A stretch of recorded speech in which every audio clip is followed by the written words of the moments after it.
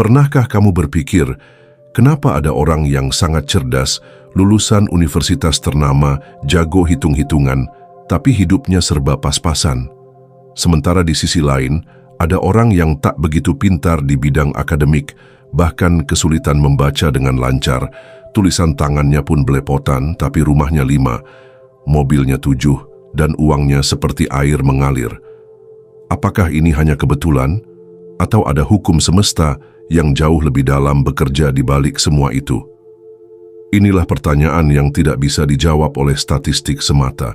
Dunia tidak bergerak hanya berdasarkan kecerdasan logis atau usaha keras. Ada dimensi yang tidak kasat mata, namun sangat nyata pengaruhnya. Kuasa yang dikendalikan oleh kekuatan yang tak terjangkau oleh akal manusia. Dan itulah yang akan kita bongkar satu persatu. 1. Kepintaran hanyalah alat, bukan kuasa. Sejak masih kecil, manusia sering diajarkan bahwa jika dirinya cukup pintar, maka segalanya akan mudah didapat. Mereka percaya bahwa kepandaian, gelar akademik, dan strategi yang baik akan menghasilkan kekayaan. Tapi semesta tidak bekerja berdasarkan teori, ia bekerja berdasarkan kehendak. Karena itu, kepintaran bukanlah alat mutlak untuk mendapatkan kekayaan, ia hanya potensi, dan potensi tidak akan menghasilkan apa-apa jika tidak diizinkan oleh kekuatan yang lebih tinggi. Ini sebabnya kita sering melihat orang-orang yang sangat cerdas justru hidup dalam keterbatasan, bukan karena kurang usaha, tapi karena yang mengatur hasil bukan otak, bukan kerja keras, bukan gelar, melainkan kehendak yang tak terlihat. Tuhan ingin menunjukkan bahwa sehebat apapun akal manusia, tetap saja ada batas yang tak bisa ditembus, dan batas itu hanya bisa dibuka oleh izinnya. Kita bisa saja mengatur strategi, menyusun target, membangun bisnis, menghitung untung rugi, tapi tak satu pun dari itu menjamin hasil. Semua bisa gagal dalam sekejap jika tidak diizinkan. Inilah cara Tuhan mengingatkan, bukan kamu yang mengatur segalanya, bukan kamu yang berkuasa atas hidupmu. Maka ketika orang pintar dibuat miskin, itu adalah peringatan bahwa manusia tidak berkuasa atas rezeki. Ini bukan berarti ilmu tidak penting, tapi ilmu hanya salah satu komponen. Ketika manusia terlalu percaya pada kepandaiannya sendiri, ia lupa bahwa ia sedang berjalan di bumi yang bukan miliknya. Udara yang ia hirup pun bukan hasil ciptaannya. Dan saat orang yang tak pandai justru diberi kekayaan melimpah, itu juga bukan keanehan. Itu cara Tuhan menunjukkan pada manusia bahwa rezeki bisa turun kepada siapa saja, kapan saja, dengan cara yang kadang tak terduga. Supaya kita paham bahwa pengatur rezeki bukanlah manusia. 2. Rezeki adalah hak prerogatif Tuhan, bukan hasil kompetisi. Banyak yang mengira rezeki adalah sesuatu yang diperebutkan, seolah siapa yang paling kuat, paling cepat, paling pintar, dialah yang akan menang. Tapi kenyataannya tidak demikian. Rezeki bukan trofi dalam perlombaan. Rezeki adalah hak prerogatif Tuhan, dibagikan kepada siapa saja yang Dia kehendaki, tanpa harus lewat persetujuan manusia. Kita bisa lihat jutaan contoh nyata di sekitar kita. Orang yang bodoh pun bisa tiba-tiba dapat limpahan harta. Orang yang tak dikenal bisa tiba-tiba viral dan mendapat banyak uang. Orang yang dianggap tak layak pun bisa naik ke posisi tinggi. Semua itu bukan kebetulan, itu adalah pesan. Pesan bahwa rezeki tidak tunduk pada sistem buatan manusia, tapi pada kehendak tunggal yang maha kuasa. Sistem dunia bisa kamu kuasai. Kamu bisa punya jaringan luas, kemampuan hebat, bahkan modal besar. Tapi jika yang di atas belum mengizinkan rezeki itu turun, maka itu tidak akan terjadi. Dan sebaliknya, orang yang tampak biasa bisa tiba-tiba dibukakan jalan, dilimpahi kemudahan, dan diberi hasil yang luar biasa. Bukan karena dia hebat, tapi karena Tuhan ingin menunjukkan, lihat, aku bisa beri kepada siapa saja semauku. Dan itu yang membuat manusia frustrasi, sekaligus terpaksa rendah hati. Karena ternyata rezeki bukan soal kepandaian dan kerja keras semata. Ada faktor tak terlihat yang sangat kuat. Dan faktor itulah yang mengatur siapa yang diberi dan siapa yang belum. Bukan kamu, bukan atasanmu, bukan sistem, tapi hanya Tuhan yang bebas berkehendak. 3. Rezeki sengaja dibolak-balik agar manusia sadar siapa pengendalinya. Ada alasan kenapa rezeki tidak selalu jatuh ke tangan orang pintar, paling rajin, atau paling pantas secara logika.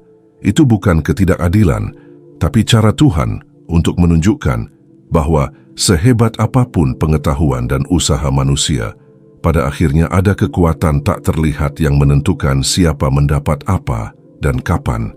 Kalau semua orang kaya adalah orang pintar, manusia akan menyembah kecerdasan.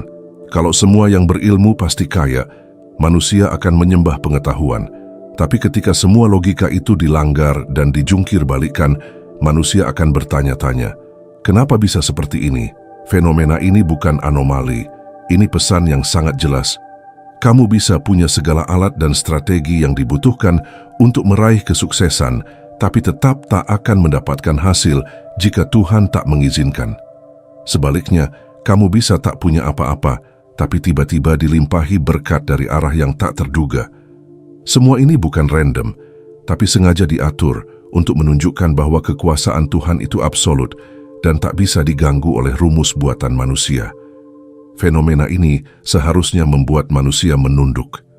Ia harusnya menyadari bahwa tidak semua bisa diraih hanya dengan otot atau otak. Bahwa ada waktu ketika usaha sudah maksimal, tapi hasil tetap jauh dari harapan. Disitulah ego diruntuhkan. Disitulah keangkuhan seharusnya luruh. Ini harusnya memberi manusia pelajaran bahwa hakikat tunduk bukan hanya karena lemah, tapi karena sadar siapa yang punya kuasa.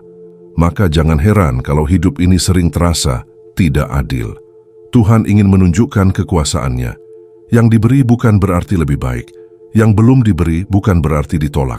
Semua hanya sedang dimainkan dalam skenario besar, agar manusia paham siapa yang sebenarnya memiliki kekuatan di alam semesta ini. 4. Kadang Tuhan menggunakan kekayaan untuk menyesatkan. Banyak orang mengira bahwa kekayaan adalah tanda keberkahan, bahwa jika seseorang diberi kemudahan, itu berarti ia dicintai oleh semesta. Padahal tidak selalu demikian. Justru dalam beberapa kasus, kekayaan adalah bentuk penyesatan paling halus. Ia datang bukan untuk memberkati, tapi untuk membutakan. Tidak semua orang diuji dengan penderitaan. Sebagian besar justru lebih mudah hancur saat diberi segalanya. Coba lihat lebih dekat. Ada orang yang hidupnya makin bejat, tapi hartanya makin melimpah. Lidahnya penuh dusta, tapi usahanya terus lancar. Moral dan hatinya busuk, tapi bisnisnya justru berkembang pesat. Apakah itu berkat atau justru jebakan? Ini yang sering luput dipahami. Tuhan bisa saja memberi kekayaan bukan sebagai hadiah, tapi sebagai jerat. Karena saat seseorang terus melakukan kebusukan tapi tetap diberi banyak, maka bisa jadi itu adalah bentuk pengabaian.